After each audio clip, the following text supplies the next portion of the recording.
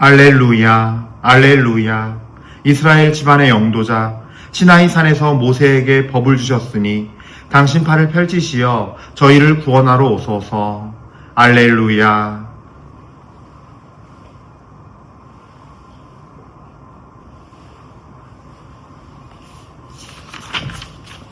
주님께서 여러분과 함께 또한 사제의 영과 함께 마테오가 전한 거룩한 복음입니다.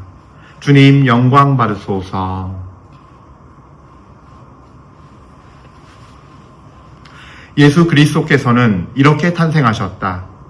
그분의 어머니 마리아가 요셉과 약혼하였는데 그들이 같이 살기 전에 마리아가 성령으로 말미암아 잉태한 사실이 드러났다. 마리아의 남편 요셉은 의로운 사람이었고 또 마리아의 일을 세상에 드러내고 싶지 않았으므로 남모르게 마리아와 파혼하기로 작정하였다. 요셉이 그렇게 하기로 생각을 굳혔을 때 꿈에 주님의 천사가 나타나 말하였다. 다윗의 자손 요셉아, 두려워하지 말고 마리아를 아내로 맞아들여라. 그 몸에 잉태된 아기는 성령으로 말미암은 것이다. 마리아가 아들을 낳으리니 그 이름을 예수라고 하여라. 그분께서 당신 백성을 죄에서 구원하실 것이다. 주님께서 예언자를 통하여 하신 말씀이 이루어지려고 이 모든 일이 일어났다. 곧 보아라, 동정녀가 잉태하여 아들을 낳으리니 그 이름을 임마누엘이라고 하리라 하신 말씀이다. 임마누엘은 번역하면 하나님께서 우리와 함께 계시다는 뜻이다. 잠에서 깨어난 요셉은 주님의 천사가 명령한 대로 아내를 맞아들였다. 주님의 말씀입니다. 그리스도님 찬미합니다.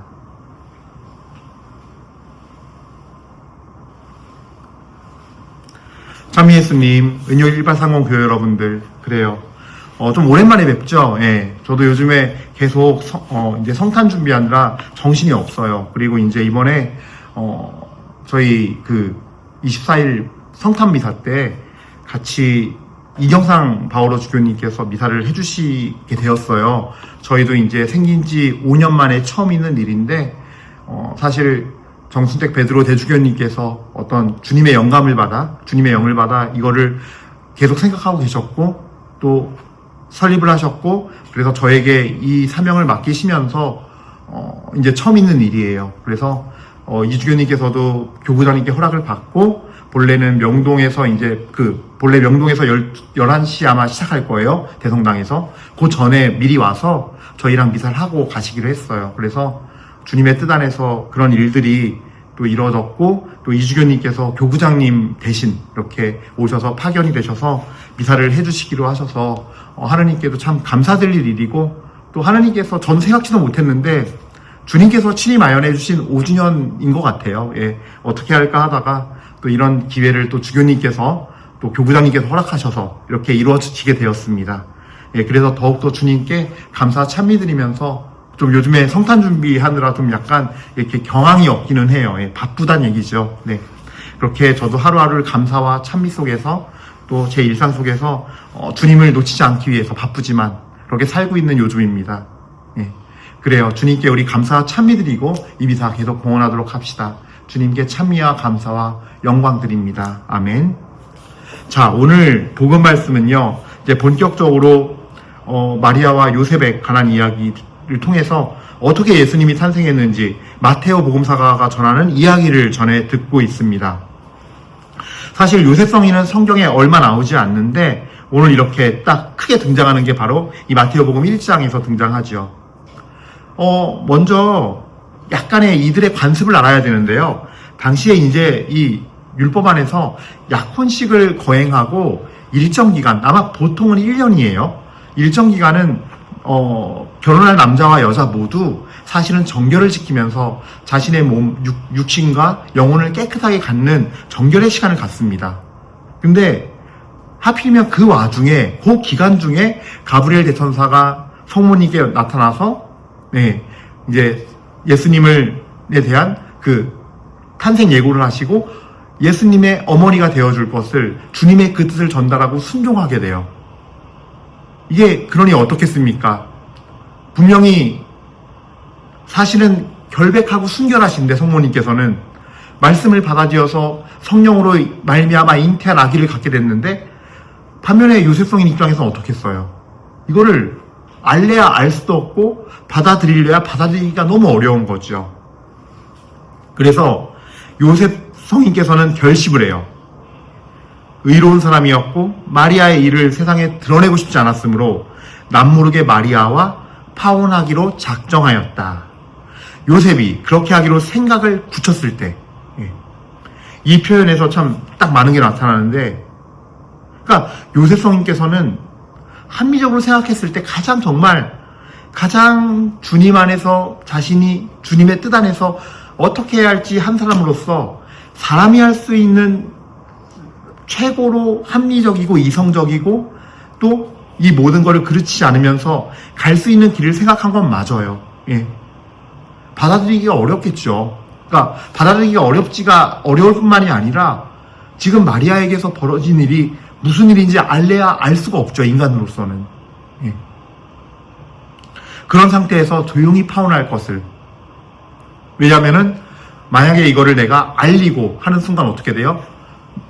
내 약혼녀 마리아는 율법대로 가늠한 여자가 되어서 마을 밖으로 끌어내어서 돌로 쳐서 죽이는 형벌을 받게 되어 있으니까요. 그래서 요셉 성인은 그냥 조용히 남모르게 파혼하고 이 일을 정리하기로 마음 먹은 거죠.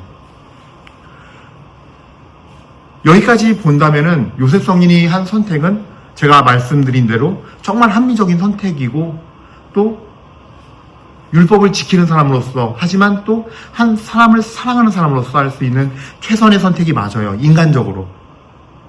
세상의 방식 안에서. 근데 천사가 나타나죠. 근데 여기서부터 우리가 좀 묵상할 게 생겨요. 이 성경에서는요. 오늘 요셉 성인을 의로운 사람이라 표현했는데요. 이 의로운이라는 표현을 성경에서 쓰는 의미와 우리가 바라보고 쓰는 의미가 또 달라요.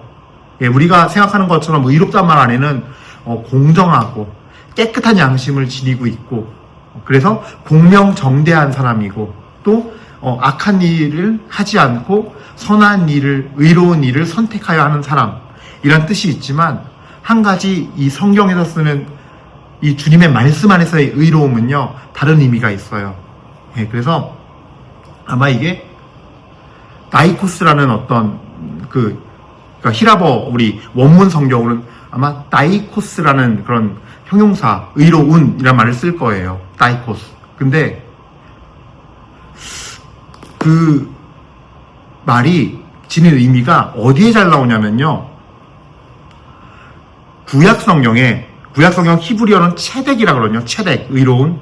이 창세기 15장 1절부터 6절까지 말씀의 내용에 잘 나와요. 근데 오늘 본문과 매우 유사해요. 자, 이게 창세기에 처음으로 등장하는데 이 체데크란 말이 15장 6절에 아브라함이 주님을 믿으니 주님께서 그 믿음을 의로움으로 인정해 주셨다. 그래서 체다카우라고 써요. 여기 히브리어 그 성경에는 체다카우라고 쓰는데 이 체덱, 의로운에서 나오는 말이에요. 뭐냐면요. 아브라함이 주님을 믿으니 주님께서 그 믿음을 의로움으로 체덱크로 인정해 주셨다. 이 의로운 사람이라고 할 때 바로 주님을 믿으니예요. 그럼 뭘 믿었느냐 아브라함이? 아브라함도 오늘 요셉과 굉장히 유사하긴 해요. 이 사고의 내용, 사고방식이나 이 내용이 뭐냐면 주님을 만나게 돼요. 15장 1절에 보면은 아브라함아 두려워하지 마라. 나는 너의 방패이다. 너는 매우 큰 상을 받을 것이다. 그러자 아브라함이 아뢰었다. 주 하느님, 저에게 무엇을 주시렵니까?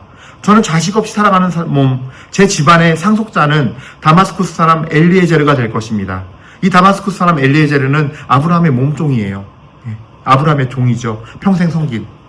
아브라함이 다시 아뢰었다. 저를 보십시오. 당신께서 자식을 주지 않으셔서 제 집의 종이 저를 상속하게 되었습니다.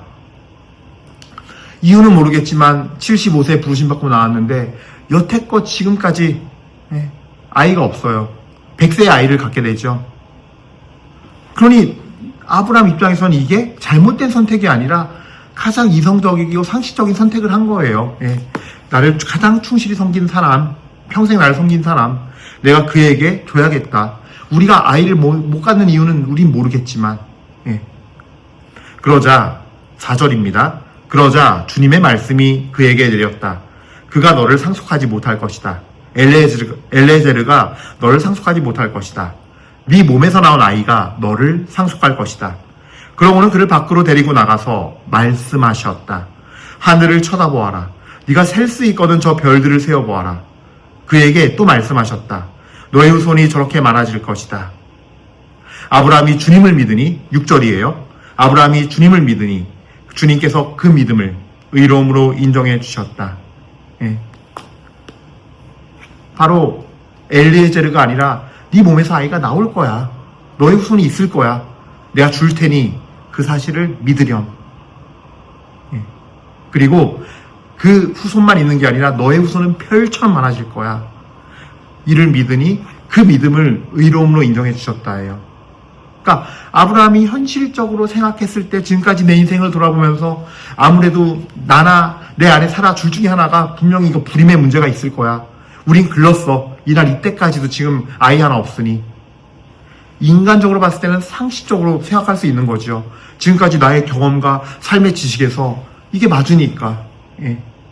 그런데 그 자신의 자기가 옳다고 믿는 그 기준과 옳다고 믿는 그 생각들을 어떻게 했어요? 주님의 한 말씀으로 바꿨어요.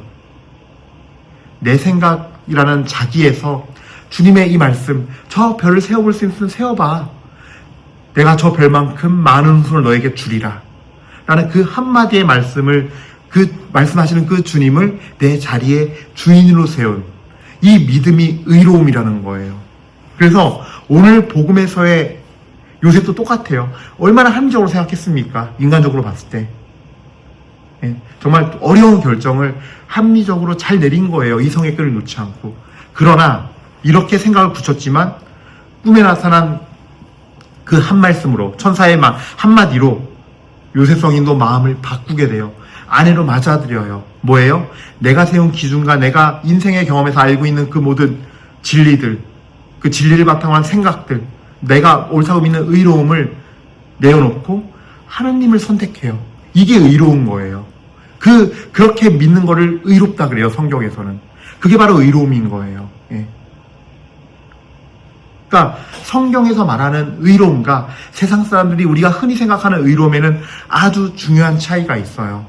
요셉 성인은 그런 의미에서 하나님의 시선에서 의로운 사람이었기 때문에 자기 자신을 내려놓고 주님의 말씀을 섬기고 주님을 따를 준비가 되어 있는, 그럴 수 있는 사람이었기 때문에 예수님께서 이 지상의 어린 시절을 지내는 동안에 아버지로서 간택되신 거예요.